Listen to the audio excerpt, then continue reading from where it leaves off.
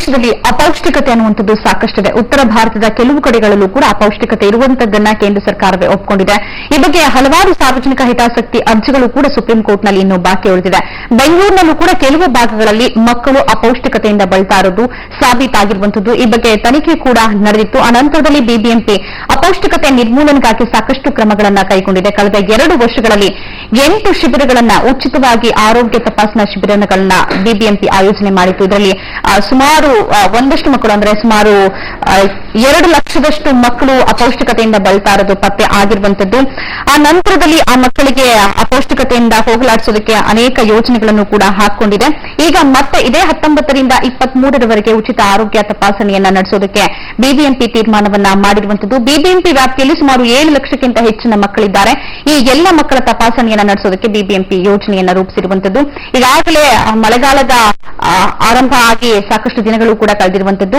ಸಾಂಕ್ರಾಮಿಕ ರೋಗಗಳು ಕೂಡ ಈ ಸಂದರ್ಭದಲ್ಲಿ ಹೆಚ್ಚಾಗುತ್ತೆ.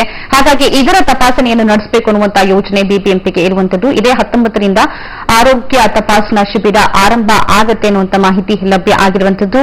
ಈ ಕಾರಣಕ್ಕಾಗಿ ಸುಮಾರು 1450 ಸಿಬ್ಬಂದಿ ಪಾಲ್ಗೊಳ್ತಾ ಇದ್ದಾರೆ ಅನ್ನುವಂತ ಮಾಹಿತಿಯನ್ನು ಕೂಡ ಬಿಬಿಎಂಪಿ ಆಯುಕ್ತ ಡಾ ಲಕ್ಷ್ಮೀನಾರಾಯಣ ಅವರು ಹೇಳಿರುವಂತದ್ದು. ಈ ಬಗ್ಗೆ ಇವತ್ತಿನ ಚರ್ಚೆ ನಮ್ಮ ಚರ್ಚಾ ವಿಚಾರ. ನಮ್ಮ ಚರ್ಚೆಯಲ್ಲಿ ಪಾಲ್ಗೊಳ್ತಾ ಇದ್ದಾರೆ ಮಕ್ಕಳ ತಜ್ಞರು ಹಾಗೆಯೇ ಲಸಿಕಾಧಿಕಾರಿಗಳು ಆಗಿರುವಂತಹ ಡಾ ಡಿವೈ ಸುದರ್ಶನ್ ಅವರು. ನಮಸ್ಕಾರ ಸರ್, ಕಾರ್ಯಕ್ರಮಕ್ಕೆ ಸ್ವಾಗತ. ಹಾಗೆಯೇ ಆಹಾರ ತಜ್ಞರಾಗಿರುವಂತಹ ಕೆಸಿ ರಘು ಅವರು ನಮಸ್ಕಾರ. ನಮಸ್ಕಾರ, ಕಾರ್ಯಕ್ರಮಕ್ಕೆ ಸ್ವಾಗತ. ಡಾ ಸುದರ್ಶನ್ ಅವರೇ, ಈಗಾಗಲೇ ಬಿಬಿಎಂಪಿ ಯೋಜನೆಯನ್ನು ರೂಪಿಸಿರುವಂತದ್ದು 19ರಿಂದ 23ರವರೆಗೆ.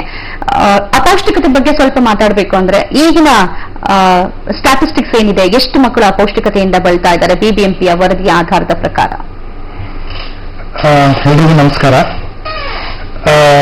ಈಗಾಗಲೇ 2012ರಲ್ಲಿ ತಾವು ಹೇಳ್ತಾ ಇದ್ರಿ ಅಪೌಷ್ಟಿಕತೆ ರಾಯಚೂರಲ್ಲಿ ಮೊದಲು ಈ ಅಂಗನವಾಡಿ ಏನು ಮಕ್ಕಳು ಅಪೌಷ್ಟಿಕತೆ ಅಂತ ಬಳಲ್ತಾ ಇದ್ರು, ಅವರು ಸಾವನ್ನಪ್ಪಿದ್ರು. ಆ ಹಿನ್ನೆಲೆಯಲ್ಲಿ ಸುಪ್ರೀಂ ಕೋರ್ಟ್ ಒಂದು ಜಸ್ಟಿಸ್ ಎನ್ ಕೆ ಪಾಟೀಲ್ ಅವರ ಅಧ್ಯಕ್ಷತೆಯಲ್ಲಿ ಒಂದು ಕಮಿಟಿನ ರಚಿಸಿದ್ರು. ಆ ರಚನೆ ಆದ್ಮೇಲೆ 2012ರಿಂದ ಒಂದು ಪಿಎಲ್ ಇದಾಯ್ತು, ಹೈಕೋರ್ಟ್ ಅಲ್ಲಿ ಕೂಡ ಮತ್ತೆ ಸುಪ್ರೀಂ ಕೋರ್ಟ್ ಅಲ್ಲೂ ಆಯ್ತು. ಅದಾದ್ಮೇಲೆ ಅಪೌಷ್ಟಿಕತೆ ಮಕ್ಕಳನ್ನ ಗುರುತಿಸಿ ಮತ್ತೆ ಅವರಿಗೆ ಸರಿಯಾದ ರೀತಿಯ ಒಂದು ಆಹಾರ ಕೊಡೋದಾಗ್ಲಿ, ಅವರ ಚಿಕಿತ್ಸೆಗಾಗ್ಲಿ, ಯಾವ್ದಾದ್ರು ಕಾಯಿಲೆಗಳಿಂದ ಬಳಲ್ತಾ ಇದ್ರೆ ಅಂತವರ ಚಿಕಿತ್ಸೆಗಾಗಿ ಸುಮಾರು ಯೋಜನಾ ಶಿಬಿರಗಳನ್ನ ಆಯೋಜಿಸಿದ್ದೀವಿ. ಈಗಾಗಲೇ 8 ಶಿಬಿರಗಳ ಆಗಿದೆ. ಅದಲ್ದಂಗೆ ರೊಟೀನ್ ಆಗಿ ಅಂದ್ರೆ ಅಂಗನವಾಡಿ ಮಕ್ಕಳು ಏನಿದ್ದಾರೆ ಅವರ ತಪಾಸಣೆ 3 ತಿಂಗಳಿಗೊಮ್ಮೆ 2 ತಿಂಗಳಿಗೊಮ್ಮೆ ನಡೀತಾನೆ ಇರುತ್ತೆ. ಸೊ ಹಾಗಾಗಿ ನಮ್ಮ ಇದುವರೆಗೂ ಆಗಿರುವಂತಹ ಶಿಬಿರದಲ್ಲಿ ತಾವು ಹೇಳಿದಂಗೆ 2 ಲಕ್ಷ ಚಿಲ್ಲರೆ ಮಕ್ಕಳನ್ನ ನಾವು ತಪಾಸಣೆಗೆ ಒಳಪಡಿಸಿದೀವಿ. ಅದರಲ್ಲಿ ಒಂದು 60,000 ಚಿಲ್ಲರೆ ಇರುವಂತದ್ದು ಮಕ್ಕಳು ನಾವು ಗುರುತಿಸಿದ್ವಿ. ಅದು ಗುರುತಿಸಿರೋದ್ರಲ್ಲಿ 3,000 ತೀವ್ರ ಅಪೌಷ್ಟಿಕತೆ ಬಳಲ್ತಾ ಇದ್ದಿದ್ದೊಂದು 3,800 ಚಿಲ್ಡ್ರನ್ಸ್ ಅನ್ನ ನಾವು ಪತ್ತೆ ಹಚ್ಚಿದ್ವಿ. ಇದು ಸ್ಯಾಂಪಲ್ಸ್ ಬೈನ್ ಅಂತೀವಿ. ಅಂದ್ರೆ ಈ ಪತ್ತೆ ಹಚ್ಚಿದ ಮೇಲೆ ನಾವು ಏನು ಕ್ರಮ ಕೈಕೊಂಡಿದೀವಿ, ಮತ್ತೆ ಸರ್ಕಾರದಿಂದ ಏನು ಕ್ರಮ ಕೈಕೊಂಡು ಈ ಮಕ್ಕಳಿಗೆ ಎಕ್ಸ್ಟ್ರಾ ನ್ಯೂಟ್ರಿಷನ್ ಅಂದ್ರೆ ಹಾಲು ಕೊಡೋದಾಗ್ಲಿ, ಮೊಟ್ಟೆ ಕೊಡೋದಾಗ್ಲಿ, ಎಕ್ಸ್ಟ್ರಾ ಮೊಟ್ಟೆ ಕೊಡೋದಾಗ್ಲಿ ಅಂಗನವಾಡಿ ಮುಖಾಂತರ. ಸೊ ಈ ಇಂಟರ್ವೆನ್ಷನ್ ಇಂದ ಸುಮಾರು ಮಕ್ಕಳು ಒಂದು 3,000 ಇದುವರೆಗೂ ಕೂಡ ಒಂದು 3,500 ಚಿಲ್ಲರೆ ಮಕ್ಕಳು ಚೇತರಿಸಿಕೊಂಡಿದ್ದಾರೆ. ಓಕೆ ಸರ್, ನಿಮ್ ಜೊತೆಗೆ ಉಳಿದ ವಿಚಾರಗಳ ಬಗ್ಗೆ ನಾನು ಚರ್ಚೆಯನ್ನು ಮಾಡ್ತೀನಿ. ರಘುರೇ, ಏನಾಗುತ್ತೆ ಅಂದ್ರೆ ಒಂದು ಜೀವನ ಪದ್ಧತಿನೇ ಬದಲಾಗಬೇಕು ಅಂತ ಅನ್ಸುತ್ತೆ ಇಲ್ಲ ಒಂದು ಕಡೆ ವ್ಯವಸ್ಥೆ ಇಲ್ಲ. ಯಾಕೆಂದ್ರೆ ಎಷ್ಟು ದಿನ ಒಂದು ಆರೋಗ್ಯ ಶಿಬಿರವನ್ನ ನಡೆಸೋದಕ್ಕೆ ಸಾಧ್ಯ? ಈ ತರ ಪ್ರಶ್ನೆಗಳು ಉದ್ಭವ ಆಗುತ್ತೆ. ಏನ್ ಹೇಳ್ತೀವಿ ನಾವು? ಹೌದು, ಒಳ್ಳೆ ಪ್ರಶ್ನೆ ಅದು. ಆರೋಗ್ಯ ಶಿಬಿರ ಮಾಡೋದು ನೋಡಿ ಹೇಳ್ತಾರೆ, ಅಪೌಷ್ಟಿಕತೆ ಅನ್ನೋದು ವೈದ್ಯಕೀಕರಣ ಆಗ್ಬೇಕಾಗಿಲ್ಲ. ಅದಕ್ಕೆ ಹೇಳ್ತಾರೆ ಆರೋಗ್ಯ ಅನ್ನೋದೇ ವೈದ್ಯಕೀಕರಣಗೊಂಡಿದ್ದು ತಪ್ಪು ಅಂತಕ್ಕಂಥದ್ದು. ಯಾಕಂದ್ರೆ ಶುದ್ಧ ನೀರು, ಪೌಷ್ಟಿಕ ಆಹಾರ, ಹೈಟ್ ಎಷ್ಟಿದೆ ಅನ್ನೋಕೆ ಒಂದು ಟೇಪು, ತೂಕ ಎಷ್ಟಿದೆ ಅನ್ನೋಕೆ ಒಂದು ಕೆಜಿ ಆಯ್ತೆಗೆ ಒಂದು ತಕಡಿ, ಇಷ್ಟೇ ಬೇಕಾಗಿರೋದು ಅಪೌಷ್ಟಿಕತೆಯನ್ನು ಅಳಿಯೋದಕ್ಕೆ. ಈ ಮೂಲಭೂತವಾದನ್ನು ಬಿಟ್ಟು ಬ್ಲಡ್ ಚೆಕ್ ಮಾಡಿ ತೆಗೆದ್ಬಿಟ್ಟು ಐರನ್ ಇದೆಯಾ, ನೀವು ಕೊಟ್ಟಿರೋ ಆಹಾರ ಸರಿ ಇಲ್ಲ ಅಂತ ಆದ್ಮೇಲೆ ಆಮೇಲೆ ಬ್ಲಡ್ ತೆಗೆದ್ಬಿಟ್ಟು ಲ್ಯಾಬ್ ಟೆಸ್ಟ್ ಮಾಡುವಂಥದ್ದು ಏನ್ ಬಂತು? ನೀವು ಒಳ್ಳೆ ಆಹಾರ ತಿಂದ್ರೆ ಅಪೌಷ್ಟಿಕತೆ ಹೋಗ್ತದೆ. ಅಪೌಷ್ಟಿಕತೆ ಏನು ಮಿರಕಲ್ ಇಲ್ಲ, ಮ್ಯಾಜಿಕ್ ಬುಲೆಟ್ ಇಲ್ಲ, ಮೆಡಿಕಲ್ ಸೈನ್ಸ್ ಅಲ್ಲಿ ಏನೂ ಇಲ್ಲ. ಶುದ್ಧವಾದ ನೀರು, ಅಂಗನವಾಡಿ ವ್ಯವಸ್ಥೆ ಚೆನ್ನಾಗಿರ್ತಕ್ಕಂಥದ್ದು, ಪೌಷ್ಟಿಕ ಆಹಾರವನ್ನು ಕೊಡ್ತಕ್ಕಂಥದ್ದು. ಇದು ಮೂಲಭೂತ. ಈಗ ಜರ್ನಲಿಸಂ ಹೇಳ್ತಾರೆ facts are secret, comment is next and free ಅಂತ. ಸೊ ಇಲ್ಲಿ ಮೂಲಭೂತವಾಗಿರೋದ್ರಲ್ಲಿ ನಾವು ಇನ್ನೂ ನಮ್ಮ ಕರ್ನಾಟಕ ಇಡೀ ದಕ್ಷಿಣ ಭಾರತದಲ್ಲಿ ಬಹಳ ಕಳಪೆ ರಾಜ್ಯ. ಈಗ ಆಗಬೇಕಾಗಿರೋದೇನು? ಆಗಬೇಕಾಗಿರ್ತಕ್ಕಂಥದ್ದು ಅಪೌಷ್ಟಿಕತೆ ಇಲ್ಲೋ ಅಂತ ಹುಡುಕಾಟ ಬೇಕಾಗಿಲ್ಲ. ಯಾಕಂದ್ರೆ ಅರ್ಧಕ್ಕೆ ಅರ್ಧ ಮಕ್ಕಳು ಅಪೌಷ್ಟಿಕದಿಂದ ಈ ದೇಶದಲ್ಲಿ, ಈ ರಾಜ್ಯದಲ್ಲಿ, ದೇಶದಲ್ಲಿ ಹೇಗಿದೆಯೋ ಅದೇ ಪರಿಸ್ಥಿತಿ ಕರ್ನಾಟಕ ರಾಜ್ಯದಲ್ಲೂ ಇದೆ. ತಮಿಳುನಾಡು, ಕೇರಳ, ಗೋವಾ, ದಕ್ಷಿಣ ಭಾರತದ ಬೇರೆ ರಾಜ್ಯಗಳು ಸಂಪೂರ್ಣವಾಗಿ ಅಪೌಷ್ಟಿಕತೆಯನ್ನ ಆದಷ್ಟು ಮಟ್ಟಿಗೆ, ಈಗ ನೋಡಿ 18% ಅಪೌಷ್ಟಿಕತೆ ತಮಿಳುನಾಡಿನಲ್ಲಿದ್ರೆ 38% ಅಪೌಷ್ಟಿಕತೆ ಕರ್ನಾಟಕದಲ್ಲಿ. ಅನ್ಫಾರ್ಚುನೇಟ್ಲಿ ಇದು ಹೇಳ್ತಾರೆ, ನಮ್ಮ ಸೆನ್ಸೆಕ್ಸ್ ಗಂಟೆಗೆ ಹೆಂಗ್ ಹೋಗ್ತಾ ಇದೆ ಅಂತ ನಮಗೆ ಈ ದೇಶದಲ್ಲಿ ಗೊತ್ತಾಗುತ್ತಂತೆ. ಅಪೌಷ್ಟಿಕತೆ ಕಳೆಯ ಅಳದಿದ್ದು 2007ರಲ್ಲಿ NFHS 3 ಆಗಿದ್ದು, ಆಮೇಲೆ ನಡೆಯಲಿಲ್ಲ ಈ ದೇಶದಲ್ಲಿ. ಇದು ನಮ್ಮ ದೇಶದ ವಿಪರ್ಯಾಸ. ನಮ್ಮ ದೇಶದ ಮಕ್ಕಳು ಹೇಗಿದ್ದಾರೆ ಅಂತ ನಮಗೆ ತೂಕ ಹಾಕ್ತಕ್ಕಂಥದ್ದು. ಎಷ್ಟೋ ಜನ ಇವತ್ತು ಹೇಳ್ತಾರೆ, ನಮ್ಮ BBMPಯಲ್ಲೇ ಇರ್ತಕ್ಕ ನಗರದ ಒಂದು ಸಮಸ್ಯೆ ಇದೆ. ನಗರದ ಬಗ್ಗೆ ಮಾತಾಡುವ ಒಂದು ಸಮಸ್ಯೆ ಹೇಳ್ತಾರೆ. ಇವತ್ತು ನಗರದಲ್ಲಿ ಅಪೌಷ್ಟಿಕತೆ ಇದು ಹೆಚ್ಚಾಗ್ತಾ ಇದೆ. ಕಾರಣ ಏನಂದ್ರೆ ಮೈಗ್ರೆಂಟ್ ಪಾಪ್ಯುಲೇಷನ್, ಪೂರ್ ಪಾಪ್ಯುಲೇಷನ್, ಬಡವರಿಗೆ ನಗರದಲ್ಲಿ ಕೇರ್ ಕಮ್ಮಿ, ಹಳ್ಳಿಯಲ್ಲಿ ಜಾಸ್ತಿ ಇದೆ. ಯಾಕಂತ ಹೇಳಿದ್ರೆ ನಗರದಲ್ಲಿ ಏನ್ ಹೇಳ್ತಾರೆ, ನಗರ ಬೀದಿ ಗುಡಿಸೋರವರು, ಮನೆ ಕಟ್ಟೋರವರು, ದೊಡ್ಡವರು ಮಕ್ಕಳನ್ನ ನೋಡ್ಕೊಳ್ಳೋರವರು, ಅಡುಗೆ ಮಾಡೋರವರು, ಎಲ್ಲಾ ಸ್ವಚ್ಛತೆ ಮಾಡೋರವರು. ಆದ್ರೆ ಅವ್ರಿಗೆ ಈ ನಗರದಲ್ಲಿ ಜಾಗ ಇಲ್ಲ ಅಂತಕ್ಕಂಥದ್ದು. ಇದು ಎಲ್ಲ ಸಿಟಿಗಳು ಹಣೆ ಬರ. 60% ಸ್ಲಮ್ ಅಲ್ಲಿ ಯಾಕೆ ಬಾಂಬೆಲಿ ಬದುಕಬೇಕು, 25% ಸ್ಲಮ್ ಅಲ್ಲಿ ಯಾಕೆ ಬೆಂಗಳೂರಲ್ಲಿ ಬದುಕಬೇಕು ಬಡವರು. ಹಾಗಾಗಿ ಇಲ್ಲಿ ಇನ್ಫೆಕ್ಷನ್ಗೆ ಪಾಸಿಬಿಲಿಟೀಸ್ ಜಾಸ್ತಿ, ಅಪೌಷ್ಟಿಕತೆ ಹೆಚ್ಚಾಗೋದಕ್ಕೆ ಜಾಸ್ತಿ. 30% ಕೊಡು ಬಡವರಿಗೆ ಪೈಪ್ ವಾಟರ್ ಮನೆ ಒಳಗಡೆ ಇಲ್ಲ ಬೆಂಗಳೂರು ಸಿಟಿಯಲ್ಲಿ. ಆಯ್ತಾ, ಶೌಚಾಲಯಗಳು ಇಲ್ಲದೆ ಇರ್ತಕ್ಕಂಥದ್ದು, ಸ್ಯಾನಿಟೇಷನ್ ಇಲ್ಲದೆ ಇರ್ತಕ್ಕಂಥದ್ದು, ಅದೆಲ್ಲ ಹೋಗ್ಲಿ ಆಗಿರ್ಲಿ. ಅಂಗನವಾಡಿಗಳು ಎಷ್ಟು ಕರೆಕ್ಟಾಗಿ ನಡೀತಾ ಇದ್ದಾವೆ. Okay sir, ಮಾತನಾಡ್ತೀನಿ.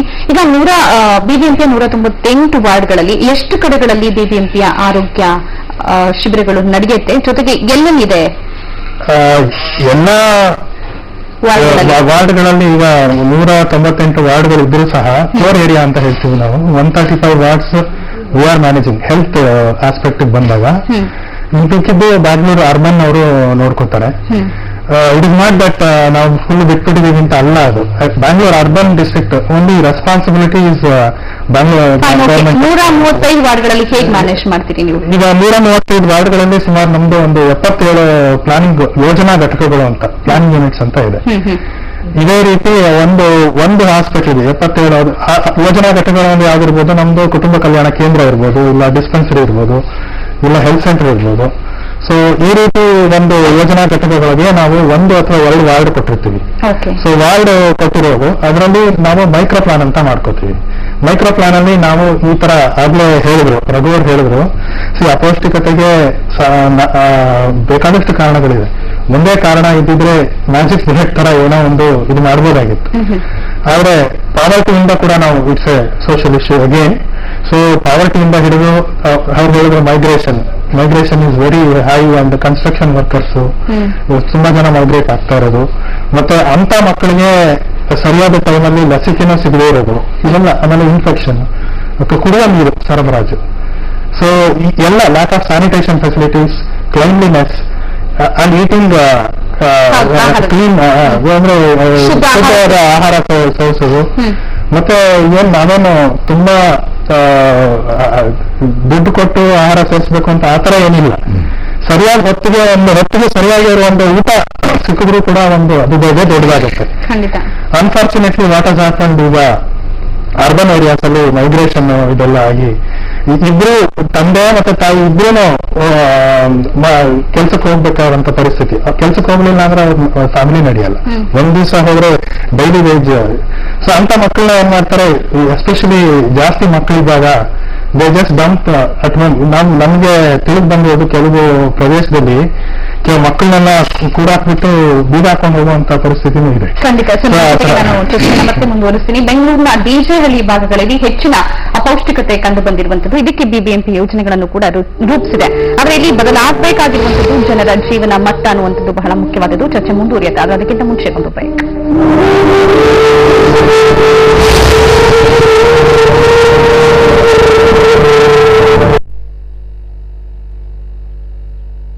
ನೀವು ತುಂಬಾ ತೆಳ್ಳಗಿದ್ದೀರಾ? ಸದೃಢ ಮೈಕಟ್ಟನ್ನು ಹೊಂದಿ ದೇಹದ ತೂಕ ಹೆಚ್ಚಿಸಲು ನ್ಯೂಟ್ರಿಗೇನ್ ಮೆಡಿಕಲ್ಸ್ಗಳಲ್ಲಿ ಲಭ್ಯ. ಈ ಮಕ್ಕಳು ಆಟ ಆಡೋದನ್ನೇ ಮರೆತರು. ಯಾವಾಗ ನೋಡಿದ್ರು ವಿಡಿಯೋ ಗೇಮ್ಸ್. ನಿಜವಾದ ಗೇಮ್ ಆಡೋಣ. ಪಾಸ್ ಮಾಡು. ಎಷ್ಟು ಬ್ಯೂಟಿಫುಲ್. ಕಾಲೇಜ್ ಪ್ಲೇಯರ್ ಇರ್ಬೋದು. ಮಮ್ಮಿ ಅರಿಶಿಣ ಮತ್ತು ಚಂದನದ ಗುಣಗಳ ಸತ್ತು ತ್ವಚೆಯನ್ನಷ್ಟು ಅರಳಿದೆ ನನ್ನ mummy star player. Singham returns with Ayurved Nutri-Gain. ಶಕ್ತಿಯುತ, ಪವರ್ಫುಲ್, ಸ್ಟ್ರಾಂಗ್, ಸದೃಢವಾದ ಮೈಕಟ್ಟನ್ನು ಹೊಂದಿ ದೇಹದ ತೂಕ ಹೆಚ್ಚಿಸಿಕೊಳ್ಳಲು ಆಯುರ್ವೇದ್ ನ್ಯೂಟ್ರಿಗೇನ್ ಮೆಡಿಕಲ್ಸ್ಗಳಲ್ಲಿ ಲಭ್ಯ. ಯಡಿಯೂರಪ್ಪನವ್ರ ಸ್ಥಾನ ತುಂಬೋದಕ್ಕೆ ಜಗದೀಶ್ ಶೆಟ್ಟರ್ ಟ್ರೈ ಮಾಡ್ತಾ ಇದ್ದಾರೆ. ಮಾಧ್ಯಮದಲ್ಲಿ ಹೆಚ್ಚು ಬೆಳಕಿಗೆ ಬಂದ್ರೆ ಅದಕ್ಕೆ ನಾ ಜವಾಬ್ದಾರಿ ಅಲ್ಲ. ನಿಮ್ಮ ಪಕ್ಷದ ಸರ್ಕಾರ ಇದ್ದಾಗಲೂ ಅನೇಕ ಶಾಸಕರು ಮಂತ್ರಿಗಳು ನಡ್ಕೊಂಡ ರೀತಿ ರಾಜ್ಯಕ್ಕೆ ಬಹಳ ದೇಶದ ಮಟ್ಟದಲ್ಲಿ ಅವಮಾನ. ಒಟ್ಟು 541 ಎಕರೆ ಡಿನೋಟಿಫೈ ಮಾಡಿದ್ರು. ಜಗದೀಶ್ ಶೆಟ್ಟರ್ ಇದರಲ್ಲಿ ಸೇರ್ಕೊಂಡಿರ್ಬೇಕು ಅಂತ ಅನುಮಾನ ಕಾಣುತ್ತೆ. ಎಲ್ಲರೂ ಒಂದು ಕಡೆ ನಂದು ನಮ್ಮ ಕುಟುಂಬದ ಹೆಸರು ಎಲ್ಲರೂ ಬಂದ್ರೆ ನಾ ಚಾಲೆಂಜ್ ಕೊಡ್ತೇನೆ. ತಾವು ತಪ್ಪು ಮಾಡಿದಿರೋ ಇಲ್ವೋ ಇದೊಂದು ಜುಡಿಕ್ಷನ್ ಎಫ್ಐಆರ್ ಟ್ರೈ ಮಾಡುವುದು. ನಿಮ್ಮ ರಾಜಕೀಯ ಚಾರಿತ್ರ್ಯ ಇನ್ನಷ್ಟು ಜಾಸ್ತಿ ಆಗುತ್ತಲ್ಲ, ಅದನ್ನ ಯಾಕೆ ಚಾಲೆಂಜ್ ಮಾಡಬಾರ್ದು? ನಾವು ಒಂದೇ ಹೇಳ್ತಾ ಇರೋದು, ಇದು ಸಿಬಿಐ ತನಿಖೆ ಆಗಲೇಬೇಕು. ನಮ್ಮ ಪೊಲೀಸ್ ಅಧಿಕಾರಿಗಳ ಮೇಲೆ, ನಮ್ಮ ಜುಡಿಷಿಯರಿ ಸಿಸ್ಟಮ್ ಮೇಲೆ ನಿಮಗೆ ಯಾಕೆ ನಂಬಿಕೆ ಇಲ್ಲ? Complete failure. ಅದರಲ್ಲಿ ಭ್ರಷ್ಟಾಚಾರ ನೀವು ಮಾಡಿದಿರಿ. ವ್ಯಕ್ತಿಗತ ತೇಜೋವಧಿ ಮಾಡುವಂತಹದ್ದು ಕೆಲಸ ಇದೆ. ಎಸ್, ಮುಖ್ಯಮಂತ್ರಿ ತಾವು ಚಾಲೆಂಜ್ ಯಾಕೆ ಮಾಡಬಾರ್ದು? ತನಿಖೆ ಮಾಡಿದ ಮೇಲೆ ಇಷ್ಟು ಮಾತಾಡುವಾಗ ವಿತ್ ಡಾಕ್ಯುಮೆಂಟ್ಸ್ ಮಾತಾಡ್ರಿ ನೀವು. ನನ್ನ ಮೇಲೆ ತಪ್ಪಾಗಿದೆ ತಾನೆ, ತನಿಖೆ ಮಾಡಿ. ಏನ್ ತನಿಖೆ ಬೇಕು? ನಾಳೆ ಐ ಆಮ್ ರೆಡಿ. ಏನ್ ಬೇಕಾದ್ರೂ ತನಿಖೆ ಮಾಡಿ, ನಾ ಎಲ್ಲವೂ ರೆಡಿ ಇದ್ದೀನಿ.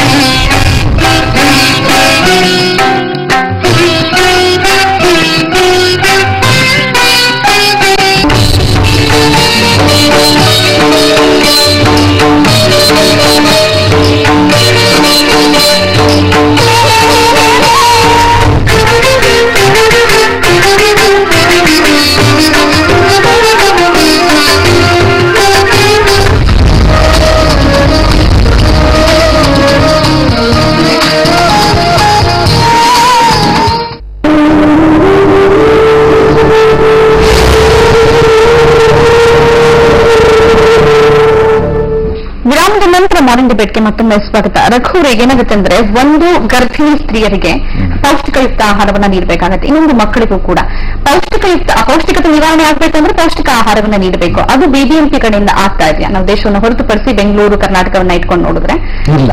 ನೋಡಿ, ಮೊದಲನೇದು ನಮ್ಮ ದೇಶದಲ್ಲಿ ಅಪೌಷ್ಟಿಕತೆ ಹೋಗಲಾಡಿಸತಕ್ಕಂಥ ಕಾರ್ಯಕ್ರಮಗಳು ಎಷ್ಟೋ ಬಾರಿ ಅಪೌಷ್ಟಿಕತೆಯನ್ನು ಉಂಟು ಮಾಡ್ತವೆ. ಹೇಗೆ? ಫಾರ್ ಎಕ್ಸಾಂಪಲ್, ಈ ಸರ್ಕಾರ ಕ್ಷೀರಭಾಗ್ಯ ಯೋಜನೆ ಇದೆ. ಅಂಗನವಾಡಿಗೆ ಕೆನೆ ತೆಗೆದ ಹಾಲನ್ನ ಕೊಡ್ತಕ್ಕಂಥದ್ದು, ಹಾಲಿನ ಪುಡಿಯನ್ನು ಕೊಡ್ತಕ್ಕಂಥದ್ದು, ಕೊಬ್ಬಿನ ಅಂಶವನ್ನ ತೆಗೆದಿರ್ತಕ್ಕಂಥ ಹಾಲನ್ನ ಎಳೆ ಮಕ್ಕಳಿಗೆ ಕೊಡ್ತಕ್ಕಂಥದ್ದು, ಕೊಬ್ಬು ಇರ್ತಕ್ಕಂಥ ಕೆನೆ ಇರ್ತಕ್ಕಂಥ ಹಾಲಿನ ಪುಡಿಯನ್ನ ಹೈಸ್ಕೂಲ್ ಮಕ್ಕಳಿಗೆ ಕೊಡ್ತಕ್ಕಂಥದ್ದು. ಇದೇ ಅವೈಜ್ಞಾನಿಕ. ಬೇಸಿಕ್ ಕಾಮನ್ ಸೆನ್ಸ್ ಇದ್ರೆ ಇದು ಮಾಡ್ತಾರಲ್ಲ ಸರ್ಕಾರ. ಓಕೆ ಸರ್, ಇಂಪಾರ್ಟೆಂಟ್ ಪಾಯಿಂಟ್ ನಾನು ಹೇಳ್ಬಿಡ್ತೀನಿ. Because it's very important. It's very very important. Because we are spending thousands of crores for what? ಎಷ್ಟು ವಯಸ್ಸು ಕಮ್ಮಿ ಇರುತ್ತೋ ಅಷ್ಟು ಕೊಬ್ಬಿನ ಅಂಶ ಜಾಸ್ತಿ ಬೇಕು. ತಾಯಿ ಹಾಲಿನಲ್ಲಿ 50% ಕೊಬ್ಬಿರುತ್ತೆ. ಇದು ಬೇಸಿಕ್. ಇದು ನೀವು ಫುಡ್ ಸ್ಟ್ಯಾಂಡರ್ಡ್ಸ್ ನೋಡಿದ್ರೆ ಎಳೆ ಮಕ್ಕಳಿಗೆ ಕೊಬ್ಬು ಹೆಚ್ಚಬೇಕು. ಆದ್ರೆ ಯಾರೋ ಹೇಳಿದ್ರಂತೆ ಸರ್ಕಾರದಲ್ಲಿ, ಪೇಪರಿಗೆ ಬಂದಿತ್ತು, ಎಳೆ ಮಕ್ಕಳಿಗೆ ಕೊಬ್ಬು ತಿನ್ನಕ್ಕೆ ಜೀರ್ಣ ಆಗಲ್ಲ ಅಂತ ಹೇಳ್ಬಿಟ್ಟು ಸರ್ಕಾರ ಒಂದು ನೀತಿ ಮಾಡ್ಬಿಡ್ತು.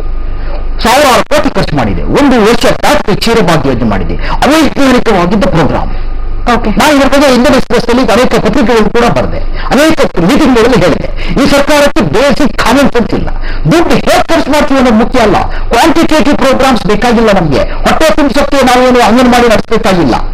ಅಪೌಷ್ಟಿಕತೆ ಹೋಗಲಾಡಿಸಬೇಕಾದ್ರೆ ಅಪೌಷ್ಟಿಕತೆ ಕಾರಣವಾದ ಪೌಷ್ಟಿಕಾಂಶಗಳನ್ನು ಒದಗಿಸಬೇಕು. ಅಂಗನವಾಡಿಯಲ್ಲಿ ಸ್ವಚ್ಛ ಶುಭ್ರವಾದ ಅಂಗನವಾಡಿ ಕೇಂದ್ರಗಳನ್ನು ನಡೆಸಿ ಸಾಮಾಜಿಕ ಸಮಸ್ಯೆಗಳನ್ನು ಚರ್ಚೆ ಮಾಡಬೇಕಾಗಿಲ್ಲ. ಸಾಮಾಜಿಕ ಸಮಸ್ಯೆಗಳು ಇದಾವೆ ಅಂತಾನೆ ಸರ್ಕಾರ ಇವುಗಳನ್ನು ನಡೆಸ್ತಾ ಇರೋದು. ಅಲ್ಲಿ ಪವರ್ಟಿ ಇದೆ, ಇನ್ನೊಂದಿದೆ ಅಂತ ಹೇಳ್ತಕ್ಕಂಥದ್ದು ನಾವು ಪ್ರಾಬ್ಲಮ್ಗಳು ಇರ್ತಕ್ಕಂಥದ್ದು ಹೌದು. ಅದಕ್ಕೋಸ್ಕರ ಸರ್ಕಾರ ಇಂಟರ್ವ್ಯೂ ಆಗ್ತಾ ಇರೋದು. ನಿಮ್ಮ ಸಮಾಜ, ನಿಮ್ಮ ಕುಟುಂಬದಲ್ಲಿ ಸಮಸ್ಯೆ ಇದೆ, ನಿಮ್ಮ ಸಮಾಜದಲ್ಲಿ ಸಮಸ್ಯೆ ಇದೆ, ಹಾಗಾಗಿ ನಾನು ಬಂದು ಪರಿಹಾರ ಮಾಡ್ತೀನಿ ಅಂತ ಕೇಂದ್ರ ಮಾಡಿರೋದು. ಈ ಕೇಂದ್ರದ ಉದ್ದೇಶ ಏನು?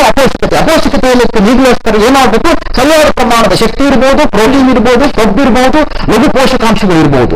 ಸರಿಯಾದ ಪ್ರಮಾಣದ ಗಾತ್ರ ಮುಖ್ಯ ಅಲ್ಲ. ನಾನು ಮತ್ತೆ ಮಾತನಾಡ್ತೀನಿ. ಈಗ ನಮ್ಮ ಜೊತೆ ಮಾತನಾಡೋದಕ್ಕೆ ಡಾಕ್ಟರ್ ವಿಷ್ಣು ಹಯಗ್ರೀವ್ ಅವರು ದೂರವಾಣಿ ಸಂಪರ್ಕದಲ್ಲಿದ್ದಾರೆ. ನಮಸ್ಕಾರ ಸರ್. ನಮಸ್ಕಾರ ಮೇಡಮ್. ಸರ್, ಬೆಂಗಳೂರಿನಲ್ಲಿ ಅಪೌಷ್ಟಿಕತೆ ಅನ್ನುವಂಥದ್ದು ಹೆಚ್ಚಾಗ್ತಿರುವಂಥದ್ದು, ಈಗಾಗಲೇ ಬಿಬಿಎಂಪಿ ತಪಾಸಣೆಯನ್ನು ನಡೆಸಿರುವಂಥದ್ದು, ಅದಕ್ಕೆ ಯೋಜನೆಗಳನ್ನು ರೂಪಿಸಿದೆ. ಆದರೆ ಸಂಪೂರ್ಣ ಮಟ್ಟದಲ್ಲಿ ಅಪೌಷ್ಟಿಕತೆಯಿಂದ ನಿರ್ಮೂಲನೆ ಮಾಡೋದಕ್ಕೆ ಮಾತ್ರ ಸಾಧ್ಯ ಆಗ್ತಾ ಇಲ್ಲ. ಇದಕ್ಕೆ ಏನ್ ಕಾರಣ, ಏನ್ ಹೇಳ್ತೀರಿ ಸರ್? ಇದಕ್ಕೆ ಈ ಸರ್ಕಾರದವರು ಯಾವುದೋ ಕೆಲವೊಂದು ಕಾರ್ಯಕ್ರಮ ಹಾಕೊಳ್ತಾರೆ, ಬಟ್ ಇದನ್ನ ನಾವು ನಿರಂತರವಾಗಿ ನಡೆಸಬೇಕು. ಯಾವತ್ತೋ ಒಂದು ದಿವಸ ನಾವು ಮಾಡಿ, ಒಂದ್ ದಿವಸ ಮಾಡಿ ಸುಧಾರ ಮಾಡಿದ್ರೆ ಇದೊಂದು ಏನೂ ಪ್ರಯೋಜನ ಆಗೋದಿಲ್ಲ. ಇದು ದುಡ್ಡನ್ನು ವ್ಯರ್ಥ ಮಾಡಿದಾಗ ಆಗುತ್ತೆ. ಸರಿಯಾದ ತಿಳುವಳಿಕೆ ಕೊಟ್ಟು ನಿಜವಾದ ಲಘು ಪೋಷಕ ಮಿಕ್ಕಿದ್ದನ್ನೆಲ್ಲ ಒಂದು ಆಹಾರ ಪದಾರ್ಥದಲ್ಲಾಗಲಿ ಅಂಗನವಾಡಿಯಲ್ಲಾಗಲಿ ಹೆಚ್ಚಿನ ಅಂಶ ಈ ಕೊಳಗೇರಿ ಮಕ್ಕಳಲ್ಲೂ ಹೆಚ್ಚಾಗಿದೆ. ಅದು ಬೆಂಗಳೂರಿನಲ್ಲಿ, ಅಲ್ಲಿ ನಾವು ಇದನ್ನು ಸಪೋರ್ಟ್ ಮಾಡಬೇಕು. ಬಟ್ ಇದು ನಿರಂತರವಾಗಿ ನಡೀಬೇಕು. ಸರ್ಕಾರದ ಉದ್ದೇಶ ಒಳ್ಳೆಯದು, ಆದ್ರೆ ಆ ಇಂಪ್ಲಿಮೆಂಟ್ ಮಾಡತಕ್ಕಂಥ ವಿಧಾನ ನಿರಂತರತೆ ಅದು ಮುಖ್ಯ. ಅದು ಆದ್ರೆ ಮಾತ್ರ ಇದು ಸಾಧ್ಯ. ಬರೀ ಶಿಬಿರ ಮಾಡಿದ ತಕ್ಷಣಕ್ಕೆ ಇದು ಒಂದು ತಪ್ಪು ಸಂದೇಶವನ್ನು ನಿಜವಾದ ರೀತಿಯಲ್ಲಿ ಕೊಟ್ಟಿರುತ್ತೆ. ಬರೀ ಶಿಬಿರ ಮಾಡಿದ್ವಿ ರಾಜಕೀಯವಾಗಿ ಅಥವಾ ಒಂದು ಜನಪ್ರಿಯತೆಗಾಗಿ ಇದು ಒಂದು ಶಿಬಿರ ಆಗಬಾರದು ಅಂತ ನನ್ನ ಉದ್ದೇಶ. ಓಕೆ ಸರ್, ಒಂದು ಶಿಬಿರ ಮಾಡಿ ಒಂದು ತಪಾಸಣೆಯನ್ನ ಮಾಡ್ತಾರೆ, ನಂತರದಲ್ಲಿ ಒಂದಷ್ಟು ಯೋಜನೆಗಳನ್ನು ರೂಪಿಸ್ತದೆ, ಆ ಮಕ್ಕಳಿಗೆ ಪೌಷ್ಟಿಕಯುಕ್ತ ಆಹಾರವನ್ನ ಕೊಡ್ತಾರೆ. ಆದ್ರೆ ಎಷ್ಟು ದಿನ ಕೊಡೋದಕ್ಕೆ ಸಾಧ್ಯ? ಎಲ್ಲೋ ಒಂದ್ ಕಡೆ ಜನರ ಜೀವನ ಮಟ್ಟ ಬದಲಾವಣೆ ಆಗಬೇಕು, ಅದಕ್ಕೇನಾದ್ರೂ ಯೋಜನೆಗಳನ್ನು ರೂಪಿಸಬೇಕು ಅಂತ ಅನ್ಸೋದಿಲ್ವ ತನ್ಗೆ? ಅಲ್ಲ, ಅನ್ಸುತ್ತೆ. ಬಿಟ್ಟು ಅದನ್ನ ಮಾಡೋದಾದ್ರೆ ಸರ್ಕಾರ ಇದನ್ನ ನಿರಂತರವಾಗಿ ಮಾಡಬೇಕು ಅಂತ ಆದ್ರೆ ನಾನು ಹೇಳ್ತಾ ಈಗ ಅವರಲ್ಲಿ ತಂದೆ ತಾಯಿಯಲ್ಲಿ ಈಗ ಒಂದು ಸಾರಿ ನೀವು ಕೊಟ್ಟು ಇಮ್ಯುನಿಟಿ ತರ ಕೊಟ್ಟು ಒಂದು ಬೂಸ್ಟರ್ ಡೋಸ್ ತರ ಕೊಡ್ತಾ ಇರ್ಬೇಕು ಇವ್ರಿಗೆ. 2 ತಿಂಗಳಿಗೊಮ್ಮೆ, 3 ತಿಂಗಳಿಗೊಂದ್ಸಾರಿ ಅಥವಾ ತಿಂಗಳು ಅಂಗನವಾಡಿ ಮುಖಾಂತರ ಅಥವಾ ಯಾವ್ದು ತಮ್ಮ ಒಂದು ಸರ್ಕಾರದ ದೃಷ್ಟಿಯಲ್ಲಿ ಯೋಗ್ಯವಾದಂತಹ ವಿತರಣೆ ವ್ಯವಸ್ಥೆ ಇದೆ ಅದಕ್ಕೆ ಇದನ್ನ ಅಳವಡಿಸ್ಬೇಕು ಮೇಡಮ್. ಅಳವಡಿಸಿಕೊಂಡು ನಿರಂತರವಾಗಿ ಮಾಡಿದ್ರೆ ಇದು ಸಕ್ಸಸ್ ಆಗುತ್ತೆ. ಇಲ್ಲೇ ಇದ್ರೆ ಇದು ಒಂದು ಜನಪ್ರಿಯತೆ ಆಗ್ಬಿಡುತ್ತೆ. ಓಕೆ, ಧನ್ಯವಾದ ಡಾಕ್ಟರ್ ನಮ್ಮ ಜೊತೆ ಮಾತನಾಡೋದಕ್ಕಾಗಿ. ಡಾಕ್ಟರ್, ಈಗ ರಘುವರ್ ಮಾತನಾಡ್ತಾ ಹೇಳಿದ್ರು, ಈಗ ಇರುವಂತಹ ಯೋಜನೆಗಳು ಕೆಲವೊಂದಷ್ಟು ಅವೈಜ್ಞಾನಿಕ ಅನ್ನುವಂಥದ್ದು, ಅದನ್ನ ತಾವು ಒಪ್ಕೊಳ್ತೀರಾ? ಕೆಲವು ಈಗ ನೋಡಿದ್ರೆ ಎಲ್ಲ ಗೌರ್ಮೆಂಟ್ ಅಲ್ಲೇ ಮಾಡಕ್ ಆಗೋದಿಲ್ಲ, ಗೌರ್ಮೆಂಟ್ ಅವರೇ ಮಾಡಕ್ ಆಗೋದಿಲ್ಲ. ಫಾರ್ ಎಕ್ಸಾಂಪಲ್, ಒಂದೇ ಒಂದು ಎಕ್ಸಾಂಪಲ್, ಈಗ 7 ಲಕ್ಷ ಮಕ್ಕಳು ನಾವು ರಾತ್ರಿನಲ್ಲಿ ನಾವು ಮಾಡ್ಬೇಕಾಗಿರುವಂತದ್ದು ಎಲ್ಲ 7 ಲಕ್ಷ ಮಕ್ಕಳಿಗೆ ಮಾಡೋದಕ್ಕೆ it is impossible with given this one screening of all ಇದು ಮಾಡೋದಕ್ಕೆ. ಸೊ ಈಗ ನಾವೇನು ಯೋಜನೆ ರೂಪಿಸ್ಕೊಂಡಿದೀವಿ, ಅದ್ರ ಪ್ರಕಾರ ನಾವು ಹೈ ರಿಸ್ಕ್ ಏರಿಯಾಸ್, ಈಗ ಆಗ್ಲೇ ಸ್ಲಮ್ ಅಲ್ಲಿ ವಿಷ್ಣು ಹೈಗ್ರೀವ್ ಅವರು ಹೇಳಿದ್ರು,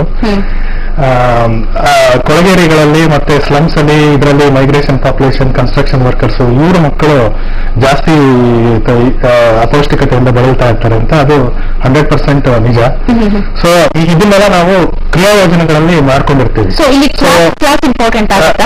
ಕ್ಲಾಸ್ ಇಂಪಾರ್ಟೆಂಟ್ ಆಗುತ್ತೆ in the sense near this one of poverty, lack of sanitation and this cleanliness and ಶುದ್ಧವಾದ ಆಹಾರ ತಗೊಳ್ಳೋದು, ಶುದ್ಧವಾದ ನೀರು ತಗೊಳ್ಳೋದು, ಇವೆಲ್ಲ ಇಂಪಾರ್ಟೆಂಟ್ ಆಗುತ್ತೆ. Personal hygiene. ಸೊ ಅದಕ್ಕೆ ಆಕ್ಚುಲ್ ಆಗಿ ಹೇಳ್ಬೇಕು ಅಂದ್ರೆ ಗವರ್ಮೆಂಟ್ ಕಡೆಯಿಂದ NRHM ನಗರ ಆರೋಗ್ಯ ಇದು NRHM ಬಂತಲ್ಲ, ಅದರಲ್ಲಿ ಗವರ್ಮೆಂಟ್ ಆಫ್ ಇಂಡಿಯಾ ಕೂಡ ತಾಯಿ ಕಾರ್ಡ್ ಅಂತ ಹೇಳ್ಬಿಟ್ಟು ಒಂದು ಕಾನ್ಸೆಪ್ಟ್ ಇದೆ. ನೀವು ಹೇಳಿದಾಗೆ ಗರ್ಭಿಣಿ ಹೆಂಗಸನ್ನ ಎದುರಿಸಿಂದಾನೆ ಇದು ಆಕ್ಚುಲಿ ಲೈಫ್ ಸೈಕಲ್ ಅಪ್ರೋಚ್ ಅಂತ. ಸೊ ನಾವು ಎಲ್ಲಿಂದ ಶುರು ಆಗುತ್ತೆ ಅಂದ್ರೆ ಗರ್ಭಿಣಿ ಹೆಂಗಸು ಹೊಟ್ಟೆನಲ್ಲಿ ಮಗು ಬೆಳೀತಾ ಇರುವಾಗ ಅಲ್ಲಿಂದ ಶುರು ಆಗುತ್ತೆ. ಸೊ ಅದಕ್ಕೋಸ್ಕರ ಅದನ್ನ ತಡೆಗಟ್ಟಕ್ಕೋಸ್ಕರ ನೋಡಿ, ಈಗ ಎಲ್ಲ ತಾಯಂದ್ರು ಎಲ್ಲ ಪ್ರೆಗ್ನೆಂಟ್ ವುಮನ್ ಕೂಡ ನಾವು ಟ್ರ್ಯಾಕ್ ಮಾಡಬೇಕು ಅಂತ ಒಂದು ಯೋಜನೆ ಇದೆ, MCTS ಅಂತ, mother and child tracking system ಅಂತ. ಸೊ ಅದರಲ್ಲಿ ಏನು ಅಂದ್ರೆ ಗರ್ಭಿಣಿ ಹೆಂಗಸರಿಗೆ ಅವರ ತೂಕ ಸರಿಯಾಗಿ ಬರ್ತಾ ಇದೆಯಾ ಪ್ರೆಗ್ನೆನ್ಸಿನಲ್ಲಿ ಅದನ್ನ ಇದು ಮಾಡಕ್ಕೆ ಒಂದು ಇದು ಯುನಿಕ್ ಐಡಿ ಕೂಡ ಇದೆ. ಅದರಲ್ಲಿ ಅವ್ರು ಬಂದಾಗ ಫಸ್ಟ್ ರಿಜಿಸ್ಟ್ರೇಷನ್ ಆಗುತ್ತೆ. ರಿಜಿಸ್ಟ್ರೇಷನ್ ಆದ್ಮೇಲೆ ಯಾವಾಗ ಬರ್ಬೇಕು ಅವರು ಚೆಕಪ್ಗೆ ಅಂತ ಅದು ಇದೆ. ಅದರಲ್ಲಿ ಅವರ ತೂಕ ಸರಿಯಾಗಿ ಬರ್ತಾ ಇದೆಯಾ, ಮತ್ತೆ ಯಾವ್ದಾದ್ರು ಕಾಂಪ್ಲಿಕೇಶನ್ಸ್ ಇದೆಯಾ, ಕಾಂಪ್ಲಿಕೇಶನ್ಸ್ ಇದ್ರೆ ಏನ್ ಮಾಡ್ಬೇಕು ಅಂತ ಒಂದು ತುಂಬಾ ಯೂಸ್ಫುಲ್ ಬುಕ್ ಇದು. ಇದನ್ನ ಹೇಳಕ್ ಇಷ್ಟಪಡ್ತೀನಿ ನಾನು. ಇದ್ರದ್ದು ಬಳಕೆ ಚೆನ್ನಾಗಿ ಆಗ್ಬೇಕು. ಬಳಕೆ ಹೇಗಾಗ್ತಾ ಇದೆ ಅಂದ್ರೆ, ಈಗ ನಗರ ಪ್ರದೇಶಗಳಲ್ಲಿ ಏನಾಗ್ತಾ ಇದೆ ಅಂದ್ರೆ, ಕೆಲವು ಸತಿ ನಾವು ನಮ್ಮ ವರ್ಕರ್ಸ್ ತಾಯಿ ಕಾರ್ಡ್ ಕೊಡಕ್ ಹೋದಾಗ ನಮ್ಗೆ ಬೇಡ, ನಾವು ಪ್ರೈವೇಟ್ ಅಲ್ಲಿ ತೋರಿಸ್ಕೋತೀವಿ ಅಂತ. ನೀವು ಎಲ್ಲಾದ್ರೂ ತೋರಿಸ್ಕೊಳ್ಳಿ, ಪ್ರೈವೇಟ್ ಅಲ್ಲಾದ್ರೂ ತೋರಿಸ್ಕೊಳ್ಳಿ ಅಥವಾ ಗವರ್ಮೆಂಟ್ ಹಾಸ್ಪಿಟಲ್ಸ್ ಬಂದಾಗ ಅಲ್ಲಾದ್ರೂ ತೋರಿಸ್ಕೊಳ್ಳಿ. ಬಟ್ ಈ ಮಾಹಿತಿ ಏನಿದೆ ನೋಡಿ, ಇದರಲ್ಲಿ ಗರ್ಭಿಣಿ ತೋರಿಸ್ಬೋದು ನೋಡಿ, ಗರ್ಭಿಣಿ ಆರೈಕೆ ಅದರಲ್ಲಿ ನೋಡಿ ಫಸ್ಟ್ ಬಂದಾಗ ರಿಜಿಸ್ಟ್ರೇಷನ್ ಆಗುತ್ತೆ. ಮತ್ತೆ ಪ್ರತಿ ಸತಿ ಅವರು ವಿಸಿಟ್ ಮಾಡಿದಾಗ ಅವರ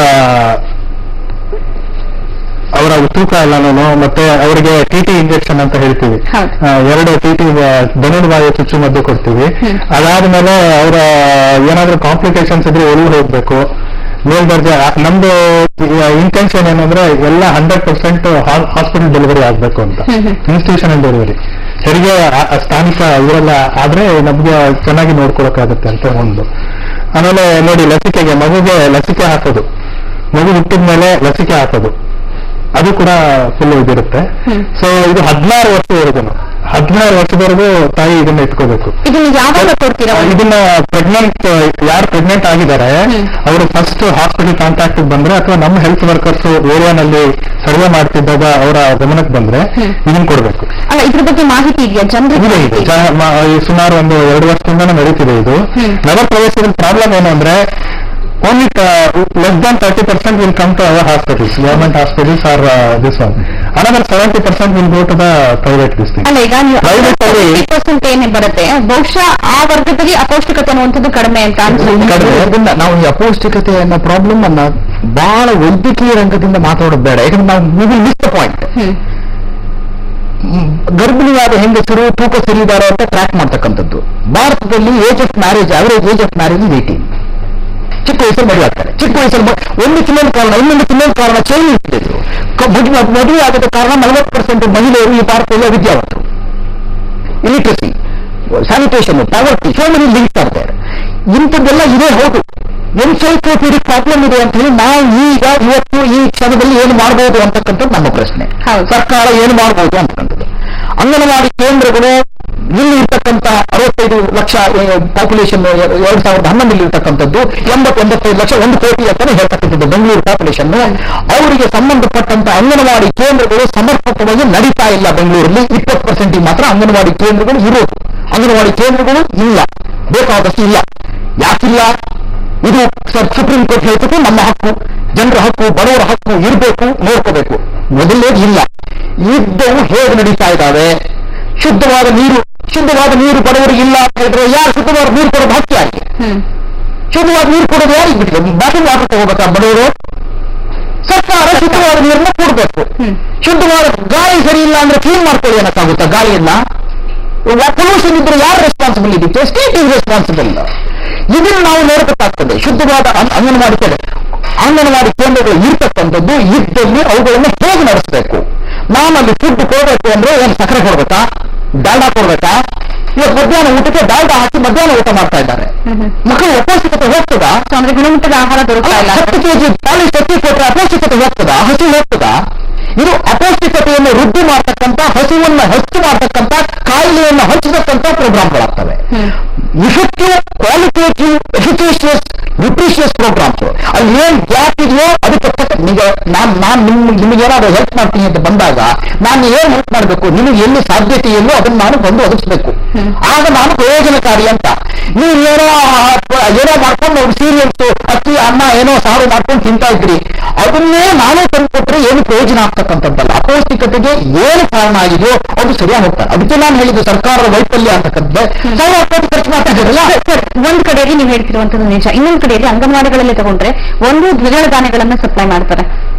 ಇನ್ನೊಂದು ಇವತ್ತಿನ ದಿನಗಳಲ್ಲಿ ಸಾಕಷ್ಟು ಪ್ರಕರಣ ಆದ ನಂತರದಲ್ಲಿ ಒಂದಷ್ಟು ಪೌಷ್ಟಿಕ ಆಹಾರವನ್ನ ಸರಬರಾಜು ಮಾಡೋದಕ್ಕೆ ಪ್ರಯತ್ನ ಅಂತೂ ಆಗ್ತಾ ಇದೆ. ಇನ್ನೊಂದು ಜನರು ಈಗ ನಾವು ಬೆಂಗಳೂರಿಗೆ ತಗೊಂಡ್ರೆ ಅನೇಕ ಕೊಳೆಗೇರಿಗಳು ಇಲ್ಲಿರುವಂತದ್ದು. ಕೊಳೆಗೇರಿ ಅಭಿವೃದ್ಧಿ ಮಂಡಳಿ ಕೂಡ, ನಿಗಮ ಕೂಡ ಇದೆ. ಅನೇಕ ಯೋಜನೆಗಳನ್ನು ಕೊಡ್ತಾರೆ. ಆದ್ರೆ ಜನ ಎಲ್ಲ ಒಂದ್ ಕಡೆ, ಎಲ್ಲರೂ ಅಂತ ನಾನು ಹೇಳ್ತಾ ಇಲ್ಲ, ಜನರಲೈಸ್ ಮಾಡ್ತಾ ಇಲ್ಲ, ಅವರ ಜೀವನ ಮಟ್ಟವನ್ನು ಸುಧಾರಿಸಿಕೊಳ್ಳುವಂತ ಅವಕಾಶಗಳು ಇದ್ರೂ ಕೂಡ ಅದಕ್ಕೆ ಮುಂದಾಗ್ತಾ ಇದೆ. ಸರ್ಕಾರದಲ್ಲಿ ನಂಬಿಕೆ ಇಲ್ಲ. ಯಾಕೆ? ಇವರು ಸುದರ್ಶನ್ ಅವರು ಹೇಳಿದಂಗೆ 80% ಆರೋಗ್ಯದ ಇನ್ಫ್ರಾಸ್ಟ್ರಕ್ಚರ್ ಅಂತ ಹೇಳ್ತೀವಲ್ಲ, ಹೆಲ್ತ್ ಇನ್ಫ್ರಾಸ್ಟ್ರಕ್ಚರ್ ಒಂದು ಸರ್ಕಾರ ಕೈಲಿ ಇರೋದು. ಆಗ 80% ಜನ ಖರ್ಚು ಮಾಡಿಕೊಂಡು ಪ್ರೈವೇಟ್ ಕ್ಲಿನಿಕ್ಗೆ. 20% ಭಾರತೀಯರು ಇವತ್ತು ಆರೋಗ್ಯ ಬಂದ್ರೆ ಆಸ್ಪತ್ರೆಗೆ ಹೋಗಲ್ಲ, ಕೈಯಲ್ಲಿ ದುಡ್ಡಿಲ್ಲ. 4 ಕೋಟಿ ಜನ ಈ ದೇಶದಲ್ಲಿ ಕಾಯಿಲೆ ಬಿದ್ದು ಬಡತನ ರೇಖೆಯಿಂದ ಕೆಳಗಿಳಿತಾರೆ. Is the state not responsible for all this? ಜನ ಬರ್ತಾ ಇಲ್ಲ. ಯಾಕೆ ನಿಮ್ಮ ಗೌರ್ಮೆಂಟ್ ಹಾಸ್ಪಿಟಲ್ಗೆ ಬರ್ತಾ ಇಲ್ಲ? ಯಾಕೆ ನಿಮ್ಮ ಅಂಗನವಾಡಿ ಜನ ಮಕ್ಕಳು ಕಳಿಸೋದಕ್ಕೆ ಭಯ ಬೀಳ್ತಾ ಇದ್ದಾರೆ? ಸರ್ಕಾರಿ ಶಾಲೆಗೆ ಯಾಕೆ ಜನ ಕಳಿಸೋದಕ್ಕೆ ಭಯ ಬೀಳ್ತಾ ಇದ್ದಾರೆ? ಯಾಕೆ ಪ್ರೈವೇಟ್ ಸ್ಕೂಲ್ಗಳಿಗೆ ಒಲವು ತೋರ್ತಾ ಇದ್ದಾರೆ? ಇದು ಸರ್ಕಾರ ವೈಫಲ್ಯ ಹೇಳ್ತಕ್ಕಂಥ ತಾನೆ. ನಾವೆಲ್ಲರೂ ಸರ್ಕಾರಿ ಶಾಲೆಯಲ್ಲಿ ಓದೋರು, ನಾನು ನಡ್ಕೊಂಡು ಹೋದವರು, ಹಳ್ಳಿಯಲ್ಲಿ ಓದೋರು ಎಲ್ಲ ಗೊತ್ತಿರ್ತಕ್ಕಂಥದ್ದು. ಇವತ್ತು ಸರ್ಕಾರ ಅಂತ ಹೇಳಿದ್ರೆ ಇದಕ್ಕೆ ಹೇಳ್ತಾರೆ middle class in India their existing the government ಅಂತ. ಸರ್ಕಾರವನ್ನು ಬದಿ ಹಾಕಿ ಪ್ರೈವೇಟ್ ಸ್ಕೂಟರ್ ಹೋಗಿ ತಗೊಂಡು ಮಗುವನ್ನ ಪ್ರೈವೇಟ್ ಶಾಲೆಗೆ ಬಿಟ್ಟು ಪ್ರೈವೇಟ್ ಕುರಿಯರ್ ಯೂಸ್ ಮಾಡಿ ಎಲ್ಲ ಪ್ರೈವೇಟೈಸ್ ಆಗ್ತಕ್ಕಂಥದ್ದು. ಆದ್ರೆ ಇಲ್ಲಿ 80% $2 a day ಅಂತ ಹೇಳ್ತಕ್ಕಂಥ ದೇಶ ಇದು. ಆಯ್ತಾ? ಇಲ್ಲಿ ಸರ್ಕಾರದ ಇಫೆಕ್ಟಿವ್ ಪ್ರೋಗ್ರಾಮ್ ಇಲ್ಲ ಅಂತ ಹೇಳಿದ್ರೆ, ಇಂಟರ್ವೆನ್ಷನ್ ಇಲ್ಲ, ಸರ್ಕಾರ ಜವಾಬ್ದಾರಿ ತೆಗೆದುಕೊಳ್ಳೋಕೆ ಆಗೋದೇ ಇಲ್ಲ. ಖಂಡಿತವಾಗಿ. ನಾನು ಒಂದು ಏನು ಹೇಳೋದಾದ್ರೆ ಈ ಸುದರ್ಶನ್ ಅವ್ರಿಗೂ ನಾನು ಕೇಳೋದು, ನೀವು ಸರ್ಕಾರಕ್ಕೆ ಗಮನ ತರಬೇಕು ಇದನ್ನ. ಖಂಡಿತವಾಗಿ. ಹಾಲು ಪುಡಿ ಕೊಡ್ತಾ ಇದ್ದೀರಿ ಸ್ವಾಮಿ, ಕೆನೆ ಇರೋ ಹಾಲನ್ನ ಎಳೆ ಮಕ್ಕಳಿಗೆ ಕೊಡಬೇಕು. ಇದು ಯಾವ ವಿಜ್ಞಾನ, ವರ್ಲ್ಡ್ ಹೆಲ್ತ್ ಆರ್ಗನೈಸೇಷನ್ ತಗೊಳ್ಳಿ, ಅಥವಾ USFDA ರೆಕಮೆಂಡೇಶನ್ ತಗೊಳ್ಳಿ, ಅಥವಾ ICMR ನಮ್ಮ Indian council of medical research ನ ರೆಕಮೆಂಡೇಶನ್ ತಗೊಳ್ಳಿ, ಅದರ ಪ್ರಕಾರವಾಗಿ ನೀವು ಯಾಕೆ ಮಾಡ್ತಾ ಇಲ್ಲ, ಈಗ ನಾವು ಯಾಕೆ ಬದಲಾಯಿಸಬಾರ್ದು? ಓಕೆ ಸರ್, ನಿಮ್ ಜೊತೆಗೆ ನಾನು ಚರ್ಚೆನ ಮುಂದುವರಿಸ್ತೀನಿ. ಅಪೌಷ್ಟಿಕತೆಗೆ ಕಾರಣ ಏನು, ಇದನ್ನ ಹೋಗ್ಲಾಡ್ಸೋದಕ್ಕೆ ಏನೆಲ್ಲ ಕ್ರಮ ಕೈಗೊಳ್ಳಬೇಕಾಗುತ್ತೆ, ಈ ಬಗ್ಗೆ ಚರ್ಚೆ ಮುಂದುವರಿತಾ. ಅದಕ್ಕಿಂತ ಮುಂಚೆ ಮತ್ತೊಂದು ಬ್ರೇಕ್.